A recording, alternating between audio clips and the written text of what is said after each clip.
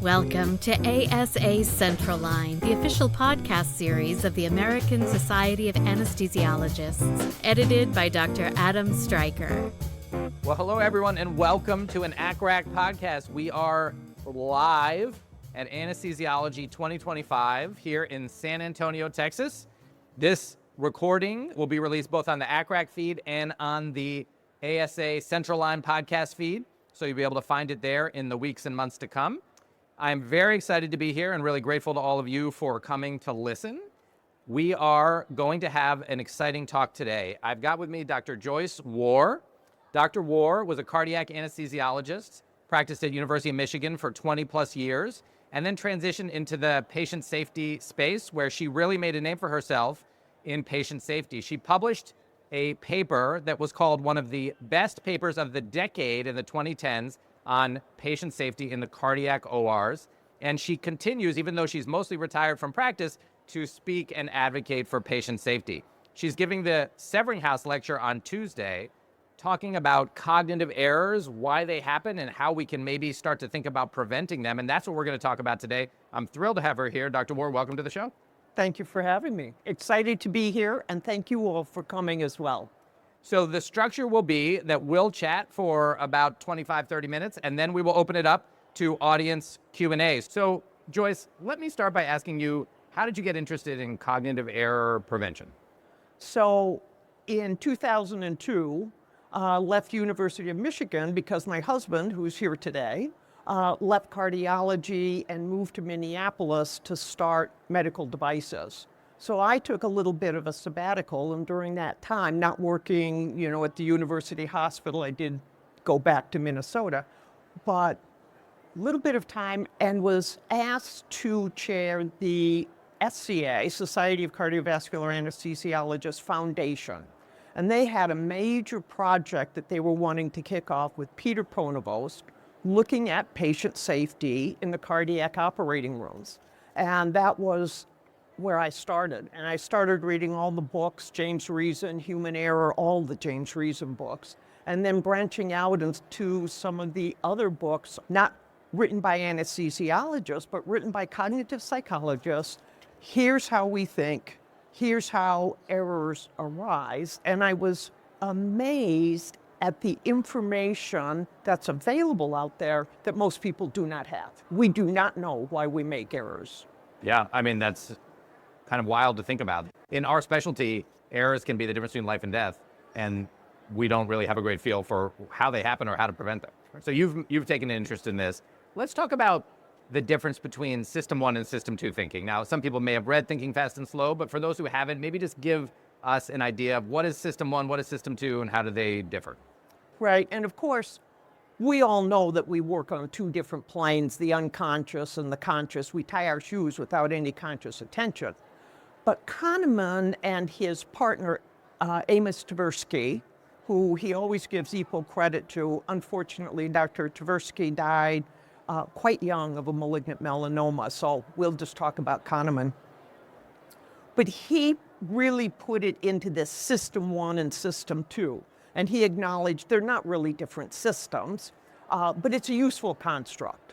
So System 1, fast, automatic, effortless, subconscious, is what lets you drive a car at 70 miles an hour on a busy freeway, while your conscious, deliberative, deductive brain is trying to figure out how you're going to manage that very fragile mitral regurg patient tomorrow. And the two work pretty independently, but they're never isolated. So when you see a traffic jam up ahead, System 2 stops thinking about that patient and starts thinking about what other route can I take to get to work on time. So System 1 is kind of the autopilot. Is that a fair way to think about it? Right. We do not even know what System 1 is doing. We just get in the car and we drive, right? And all of that is subconscious. And I think it's just absolutely incredible, amazing, spectacular what System 1 does on an everyday basis. It's 99% of what we do every single day. It's how you walk. is all system one. And system one gets that because from the time you're tiny, you're absorbing, saving all these sights, sounds, perceptions, actions, reactions. And by the time you're just even 3 or 4 years old, you have this incredible matrix of associative memories that system one is using minute to minute, second to second, to assess reality, reach back into those associative memories, find a similar stored mental model, and bring it forward and says to your conscious mind, oh, here's where you are, and here's what's happening. So does this explain why when I get in the car and it's Saturday morning and I don't have to work, and I'm supposed to be driving to my daughter's soccer game, and I realize halfway to work that I'm driving to work? Right. Because system one is doing what it thinks I'm supposed to be doing. And you probably don't even know what you're doing.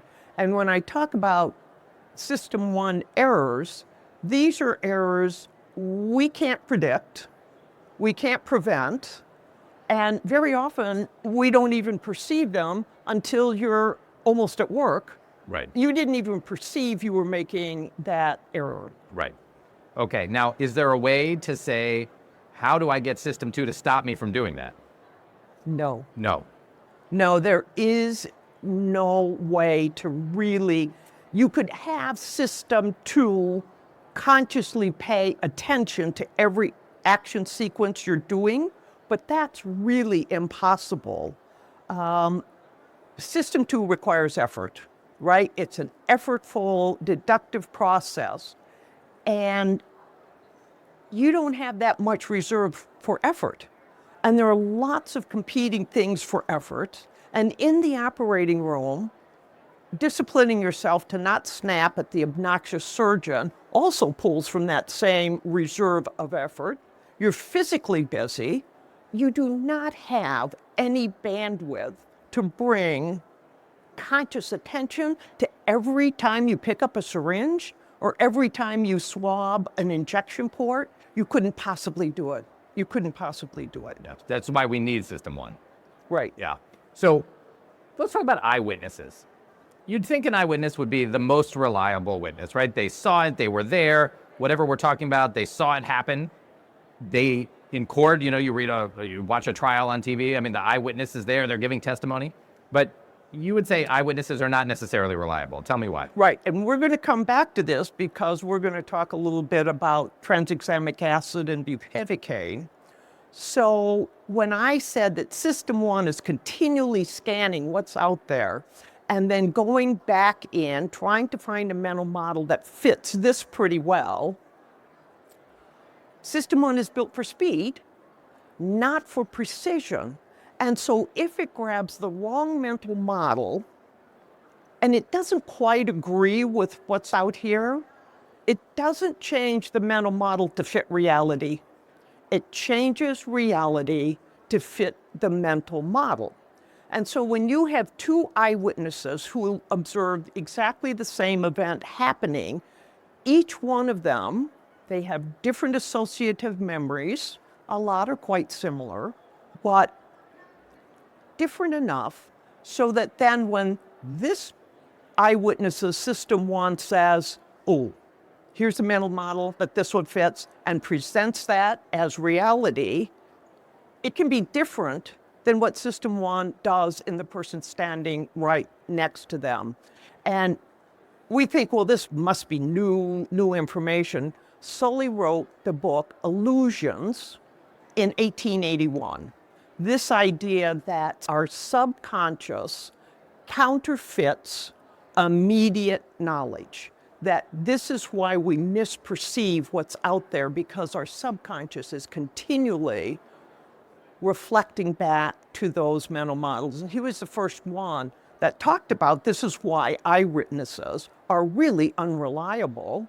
And then Musterberg, early 1900s at Harvard, went back to that theme, and he wrote a book on the unreliability of eyewitnesses. And in the introduction, he gives about 4 court cases One of them, these are court cases, transcripts of what eyewitnesses said during the same event. The first eyewitness said it was drizzly and muddy. The second one said it was dry and dusty. So not minor little irregularities, major differences. How long was it between when that horn blew and the event occurred? One eyewitness, 10 seconds. The other one, upwards of 10 minutes. Major differences in what each one of them perceived as this is reality happening now. Considerably different. And so how much of that is just that our memories aren't great, right? So I don't remember, it's hard for me to remember what happened back then, so I think it was about 10 minutes. And how much of it is that in the moment, we are actually perceiving different things?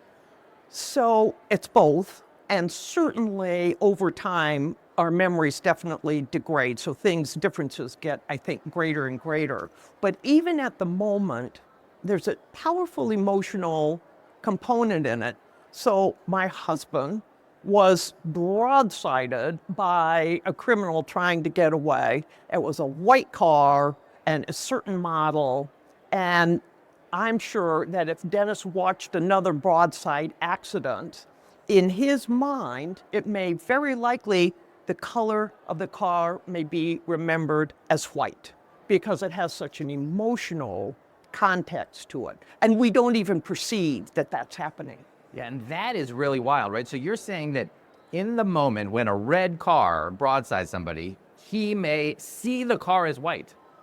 Well, that's a pretty big distinction. But if it was silver, easy to see it as white. So the closer they are to alike, the easier it is for System 1 to make those two line up and agree. System 1 loves coherence. It needs a story that makes sense with everything else that's in the brain, and it will make sense of reality. Can I give an example? Please. So this is a study done many years ago where test subjects were shown just a brief glimpse of a schematic of a bedroom. Two rectangles denoting twin beds, a square, that's the nightstand. And on the nightstand was a pretty large, old-time alarm clock with those little ringy-dingy things on it. And everybody knew that that was a bedroom. They all knew the alarm clock. When they were asked what time was on the alarm clock, some said 6, some said 8, some said 5. And when pressed, they were very confident that, yes, this was the time on the clock. There were no hands on the clock. System 1 does not have a mental model of a clock that doesn't have hands. So the only mental model that fits this scenario is an alarm clock with hands. So that's the perception it presented to these test subjects. And then, of course, the time of the hands, naturally, it's the time you would see when you get up. So that's just one.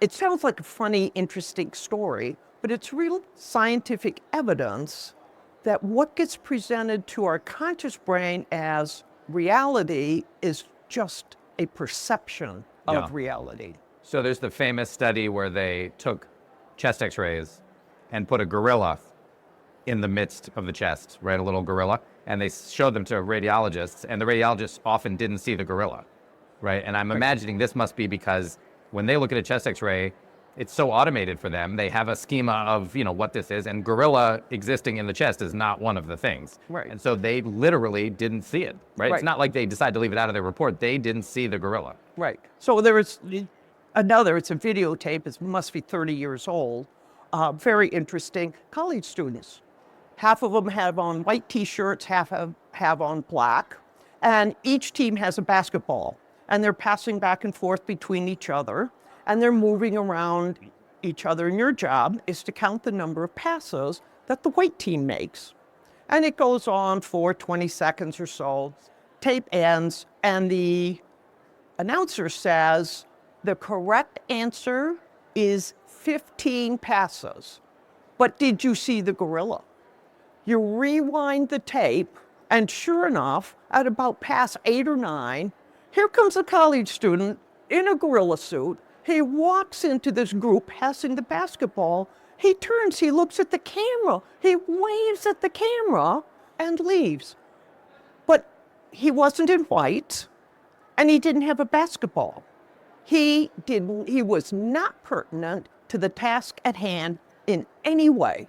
Your task was to count the passes the white team makes. Your System 1 didn't even tell your conscious brain that that character was there. Same way with the chest x-ray. And I don't want to frighten people about, oh my God, I can't even trust what my eyes are showing me. I can't trust my System 1. We don't want to be fearful of System 1, but I think the more we learn about how these errors can creep up, the more, I'm not going to say the more able we are to prevent them, we can't prevent them, the more accepting we will be of those interventions that will prevent those very natural errors that our System 1 makes from reaching and harming a patient, so that we will refuse to hear our leadership say, when there's been a bad medication syringe swap, just try harder. How many of you have had your pharmacist say, if you just read the label, right? Just read the label.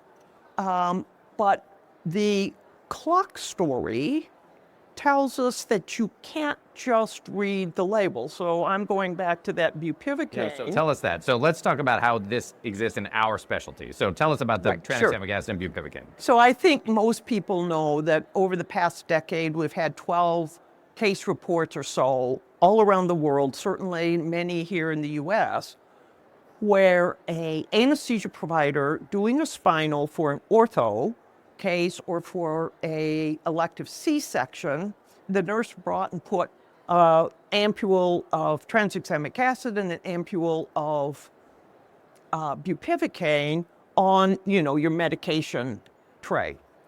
And in the midst of doing the spinal, anesthesiologist picked up TXA and gave it intrathecally. And most of those cases, the patient dies. And whenever we have providers, practitioners who get caught in one of those terrible syringe swaps, very, very frequently they say, but I did read the label. I'm sure I looked at the label, and I'm sure that they did. But System 1 has no mental model of you doing a spinal where you put TXA into the CSF. So when you look at the vial, it says, no, you'd never have, this doesn't match the story at all. And I think you actually see bupivacaine. You're convinced that it's bupivacaine. So when people say, try harder, even when you try to bring your conscious brain to it, System 1 is so powerful about altering your perception of reality. That's extremely difficult. Now, there's an incredibly simple solution, right? Tranexamic acid only gets supplied in a mini bag. You'd never hook a mini bag to a spinal, right? So that's such a simple solution, completely effective, so easy to do. We asked for it at Minnesota. We don't have the money. We can't afford it. Our pharmacist doesn't have enough time to do that. Yeah, so that's such a great example. It's much like the silver and white cars, right? So those vials, they're pretty similar, right? If the tranexamic acid one came in a bright red, double-sized vial and the bupivacaine was in a blue, small vial, it probably wouldn't happen. But they're similar enough that you're saying it's not that you accidentally picked up one and didn't read it. You're saying that the practitioner picks it up, looks at it, and because in their mind, the only thing that should be there is bupivacaine, while they're doing a spinal, they actually see bupivacaine, and then they give it, even though it said tranexamic acid, but their mind is just not able to see that at that moment. And how tragic for that practitioner who is highly skilled, highly intelligent. The last word you would use for them is careless. They care a great deal. But we just have to accept the fact that this is what happens and be willing to demand that we have those interventions. And I think sometimes our leadership gets away with saying we don't have the money, we can't afford it. We're sort of complicit in that because we think we can try harder. We think this is like an athletic competition where we can train and we can try harder. But System 1 doesn't allow for that. And again, I don't want us to be terrified of our System 1. So this is System 1. Been doing cardiac anesthesia for maybe 5, 8 years. And we just finished urgent cabbage on a patient who had had a STEMI 3 days before. Dressings are on. The cardiac surgeon has gone next door to start the next case. And I go around to manage the Pleurovac, the chest tubes, and watching horror as the Pleurovac literally fills with blood in the space of about 2 seconds. System 1. Rocky, don't break down the pump. We're going back on bypass. Gina, get your table up here right now. Deb, call the blood bank. Tell them to stay 10 units ahead. I run next door. I say, Mike, you've got to come now. He's exsanguinated into the chest tube. We've got to get on bypass or he's dead. Mike looks at me and comes.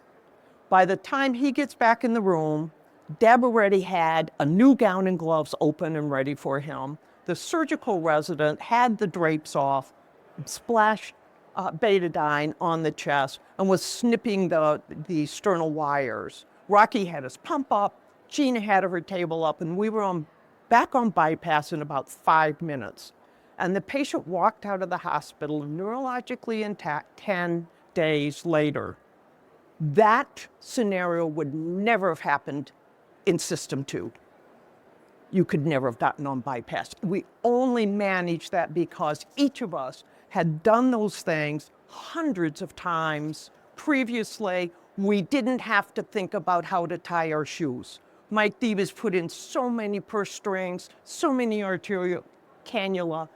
Rocky's gone back on pump again and again and again, and we did it without thinking. So System 1 is capable of errors, but it is also capable of what James Reason calls heroic rescues. So we do not want to hobble System 1. We don't want to live in fear of it. We don't want to try to watch it all the time. Let's just put the barriers in place that we know are effective at capturing those inadvertent errors. And let's protect not just ourselves, but our fellow practitioners from being devastated.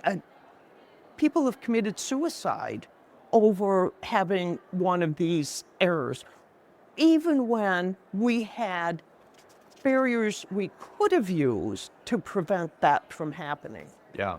So it seems to me that what you're saying and what makes a lot of sense is we need System 1. We don't want to say, let's get rid of it. We need it for those heroic rescues. But we want to set things up so that System 1 can be successful. And so the things you talked about, in other words, using a mini bag for tranexamic acid, making a connection so that the bupivacaine pump cannot be hooked up to the IV would be another one, right? So it can only be hooked up to the epidural.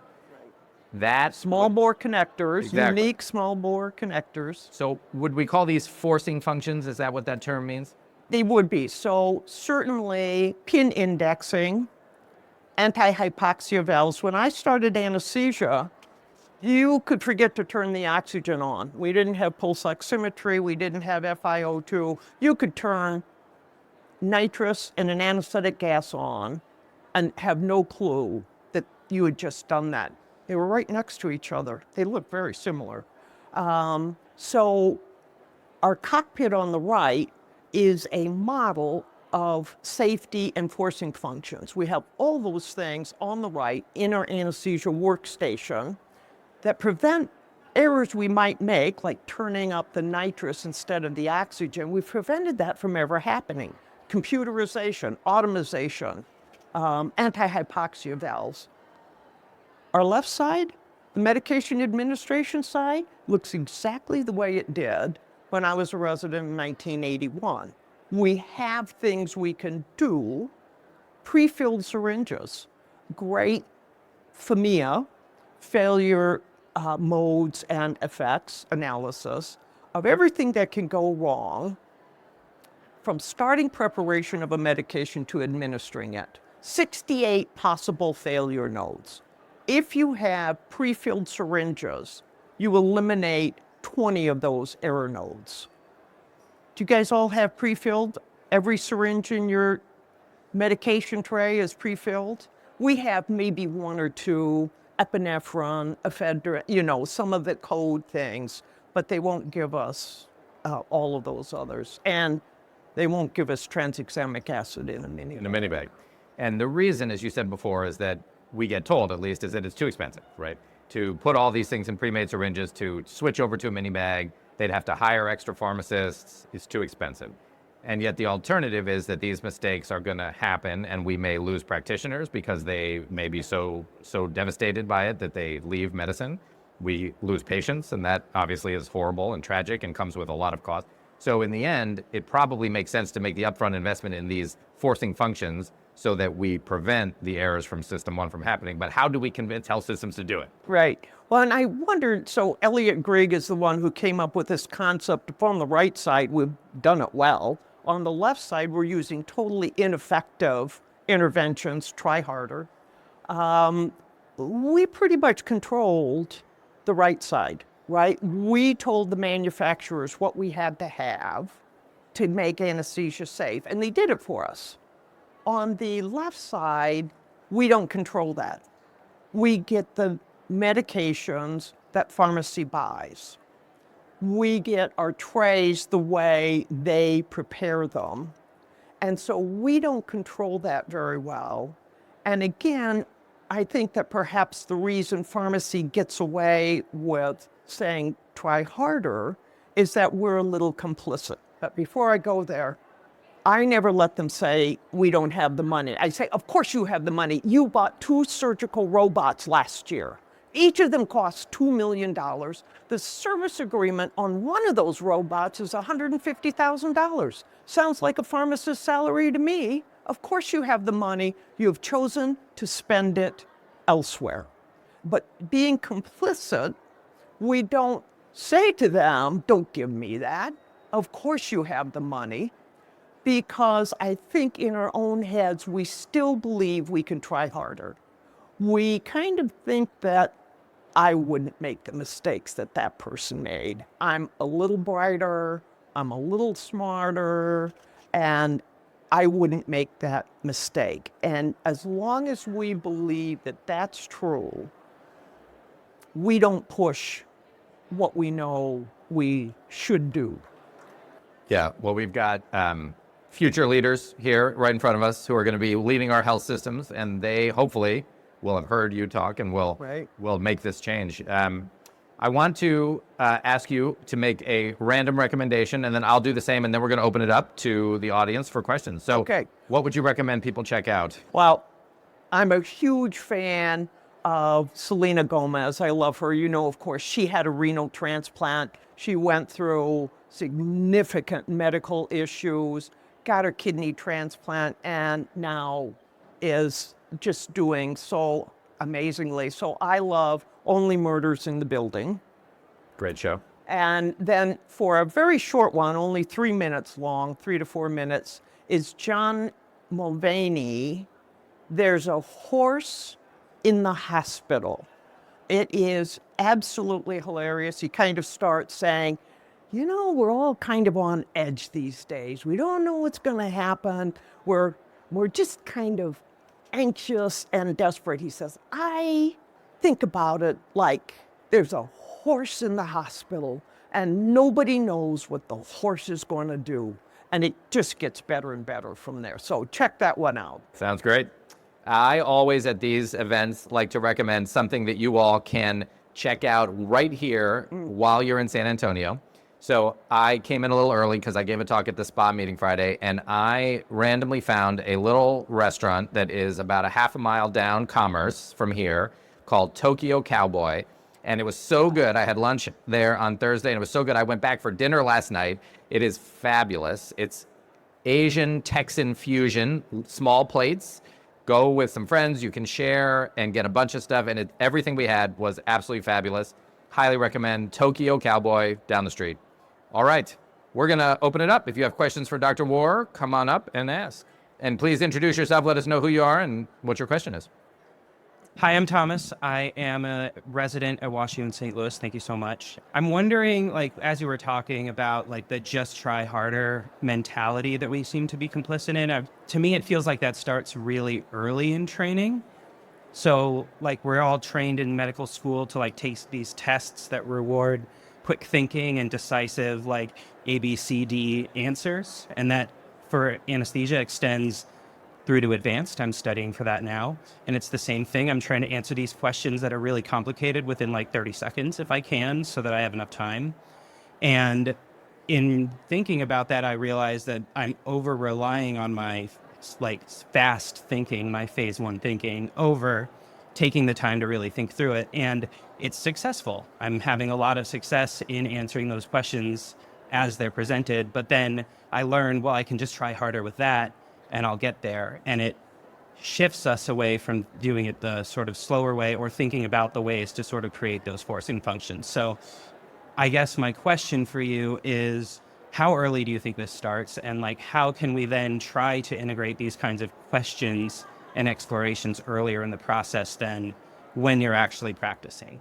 That's a really great and complex question, because when you're trying harder with those questions, I assume you mean you're going to the books and you're studying more. So what you're doing is your multiplication tables, you're putting it into mental models that you can access faster and faster because you've memorized all of them. You're still not using your deductive reasoning. And one more story around deductive reasoning, a little test for you guys. System 1 can get in the way of your System 2 thinking in the same way it can present problems for perception just all by itself. So here's a question. A bat and a ball together costs $1.10. The bat costs $1 more than the ball. What does the ball cost? And I'm pretty sure the instant answer that popped into your brain really fast was 10 cents. That's wrong. Because if the bat costs $1 more than the ball, then the bat costs $1.10, and together they cost $1.20. Now, your conscious brain could have done that. If somebody had said, don't give me the first answer, work it through carefully, you would have gotten there. But System 1 likes speed. We like speed. Cognitive work takes effort. We don't like effortful. And so, again, System 1 intrudes on that thinking. So I don't think anybody has the answer to your question. Jerome Gutman, an internal medicine doctor, wrote How Doctors Think. Talked about how do we decide what disease a patient has. And of course, System 1 can tend to get in the way of that. You think that they are having X, Y, and Z, but they're not having this component. System 1 doesn't tell you, yes, I think that's the mental model, but they're missing this one thing. It doesn't. It just says this is the diagnosis, and it's confident of the answer. So tricks and tools that people use involve another person. This is what I'm thinking. They'll have a different System 1 and a different model stored, so they may come up with a different answer. And the other thing is, we kind of preach this. Okay, you've got the first diagnosis, name 3 other things that it could be, and force yourself to come up with a few more. And once you've got 2 or 3 others there, then you can say, oh yeah, he's missing this one or that one. And that can help you. And then, of course, Stanford emergency manuals. So these cognitive aids to help you in those moments of stress where you have to work fast, you're really relying on System 1 to save a patient's life. System 1 is going to tell you the first mental model it comes up with, not necessarily the most accurate one. So that's where those cognitive aids, like the Stanford Emergency Manual, having that in every operating room, having it available at your fingertips can help with that. I'm not sure how we can teach our conscious brain to be more careful and be really successful at it. We've got great tools to help us be safe. Yeah. Right. Well, I'll add, there's a fabulous, I don't know if you all listen to the Drive podcast, Peter Attia. It's a great podcast. And he recently interviewed one of the founders of Alpha School. And I recommend listening to it. I'm not going to summarize the whole thing, but Alpha School uses AI-guided teaching to bring kids who are behind grade level up very, very quickly to grade level and above. And what they have found is that for kids who are below grade level in math, the number one thing that will help is they have to get the memorization part done. So they tend to not have ever memorized their times tables, all that stuff.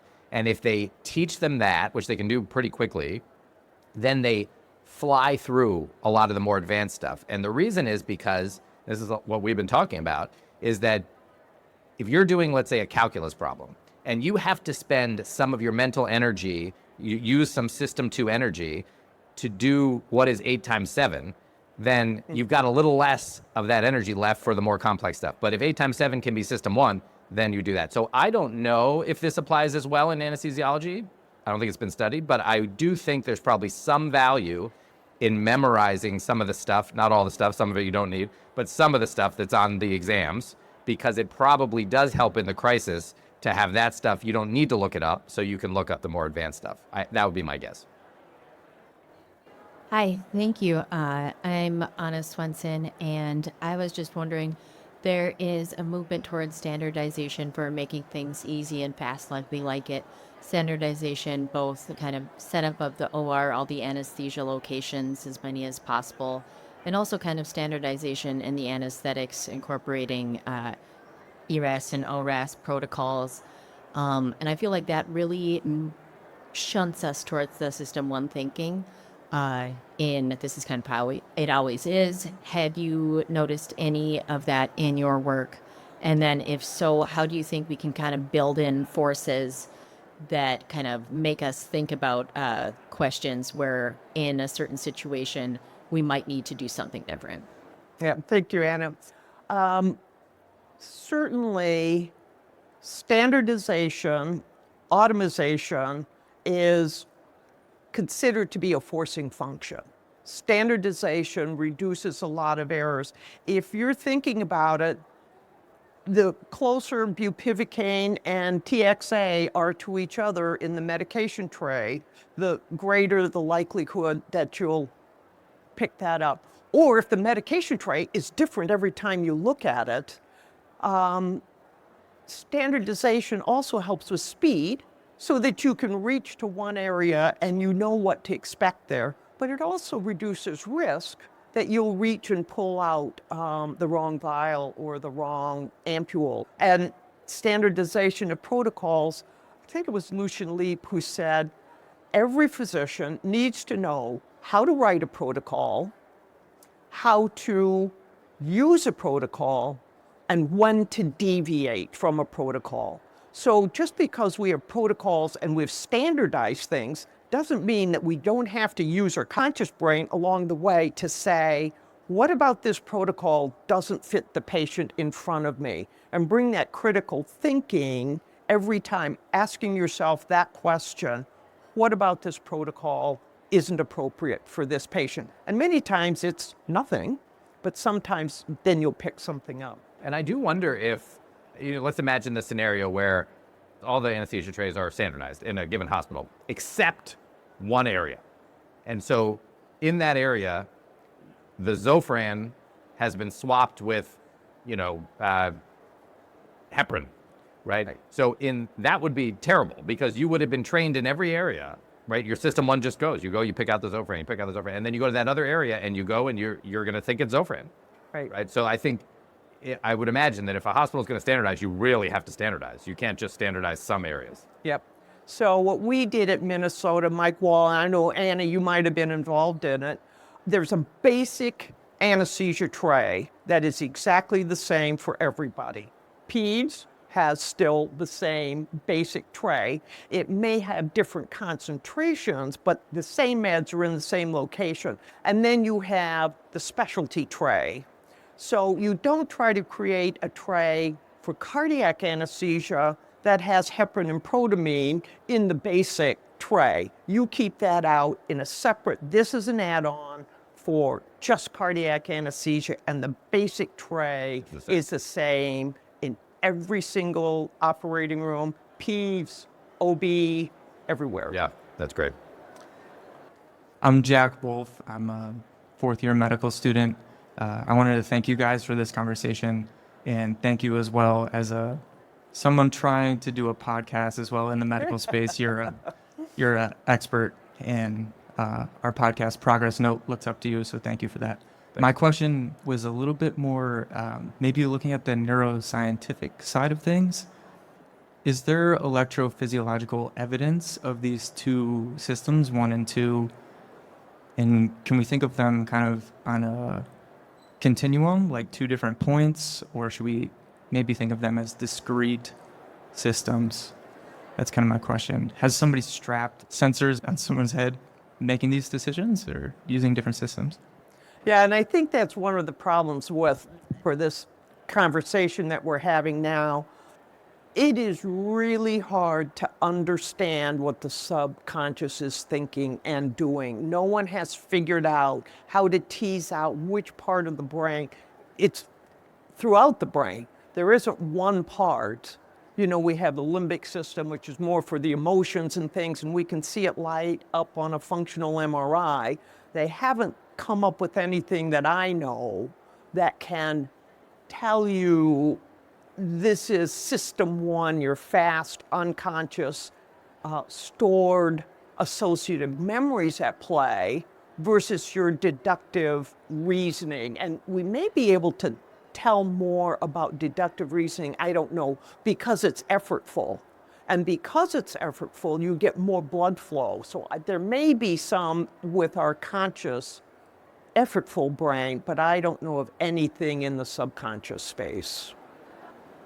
Hi, just a practical question. As somebody who has practiced for many years and has been involved in the patient safety space, just for a personal opinion, what is the biggest step we've taken in patient safety, whether it's practical, physical, like you mentioned, the PIN system, whether it's oxygen sat probes, timeouts? In your opinion, what's the biggest advance in the last 2 to 3 decades?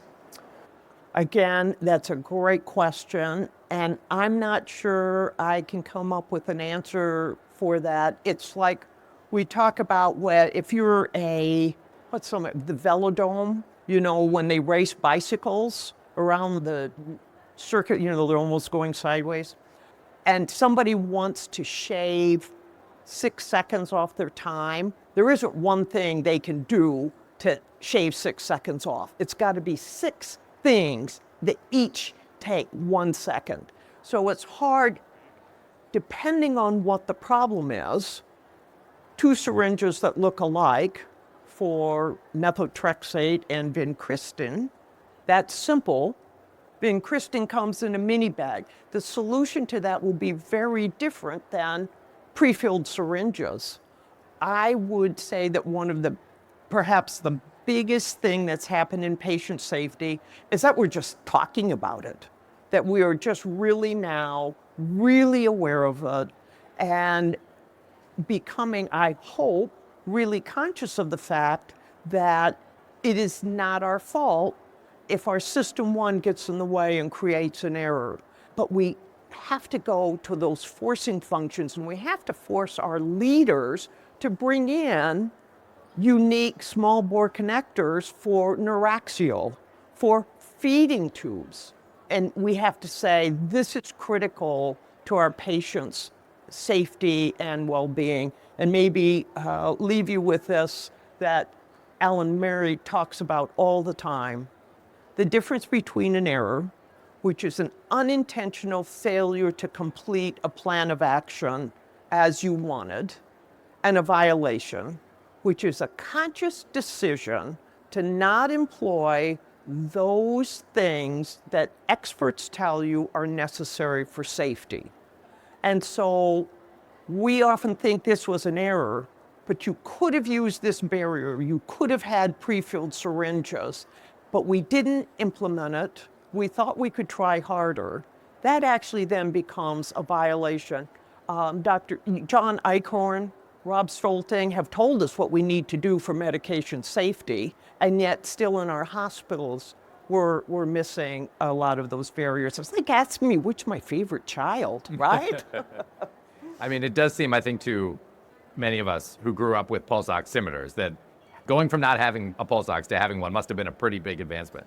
But I have heard people, I'm interested to hear what you think, Joyce, but people who once practiced without them who felt like, patients did okay. I mean, you paid close attention, you watched them carefully, and, it wasn't like patients were dying from hypoxia left and right in the OR. Most of them did really, really well. Having had a friend who was in anesthesia who turned the nitrous on with no oxygen, that's a rare event, but it is horribly devastating to everyone. And I know they say, well, we've never been able to prove that pulse oximeters help, but nobody would ever go back to doing one. So I was at UCSF. John Severinghaus had in this closet a mass spectrometer, and little tubing went up through the ceiling, tubing from your elbow up down to the mass spec, and every 10 seconds you got a refreshed, inhaled and exhaled oxygen, CO2, and inhaled gases. When I left Michigan, I'd done a year of anesthesia at Michigan, our monitors showed us EKG. Blood pressure was all manual, and there was no CO2, there was no pulse oximeter. We didn't know what our FiO2 was, which is why we could turn the nitrous up and have 100% nitrous and no alarm went off because they weren't even measuring the fraction of inspired oxygen. So having those devices, those tools, when I then had to leave UCSF and go back to giving anesthesia with nothing, and I can't tell you all the things we came up with. Well, if you feel right here when you give a breath, that's more reliable than looking at chest rise anyplace else. And all the things we tried to come up with to prevent unrecognized esophageal intubation, right? So the one thing that probably has saved more lives than anything else is CO2 in every operating room. Yeah, fabulous. All right, I will ask one last question, which is, if someone in the audience is thinking to themselves, Dr. Wahr has had such an incredible career, she's made such an impact, I want to get involved in patient safety, what would you recommend? How can they get involved as either medical students or residents or young faculty in having a career like yours, fighting for patient safety, advocating for patient safety? So certainly, now there are actual online courses that you can do in patient safety, quite a few of them, and they're very effective, and they'll give you all of the basics. But also, definitely, when the APSF newsletter comes, an Anesthesia Patient Safety Foundation newsletter comes, read it cover to cover, because it will give you a lot of the things that's happening in patient safety. And you could go back and read the seminal articles from Jeffrey Cooper, Jet Pierce, all of those great leaders. Many of them are archived on the APSF website, and it's a great thing to read an article here and there, right? Jeffrey Cooper was one of the first live ACCRAC episodes, except that was before we did it here, so it was just me and him sitting in a room live, but it was not actually on stage, so it was great to interview him, and as you said, he's done a lot. Just a giant, Absolutely. right? Well, thank you, Dr. Wahr. I want to say a big thank you to Maureen Gagan and her team for making this possible, to ASA, of course, and Dr. Wahr, to you for taking the time to be here on the show, and to our fabulous audience for taking the time to be here and your wonderful questions. So give yourselves a round of applause. And I'll end as I always do, and I really mean it, by saying that you all are, at whatever stage you're at, some of you are medical students, some of you are residents, some of you are my residents, some of you may be already in practice, but what we do is tough. You're out there, you're working hard, you don't always get a lot of gratification, a lot of thank yous for it, but I hope that you know, and I truly believe that what you are doing every day is truly important and so very valued. Thank you for doing it. Thank you for being here, and have a wonderful rest of your conference. Thanks so much. The business of anesthesiology continues to evolve. Gather fresh perspectives, transformative technologies, and practical tools to help your anesthesia business succeed at ASA Advance each January. Get the latest info at asahq.org. Subscribe to Central Line today, wherever you get your podcasts, or visit asahq.org/podcasts for more.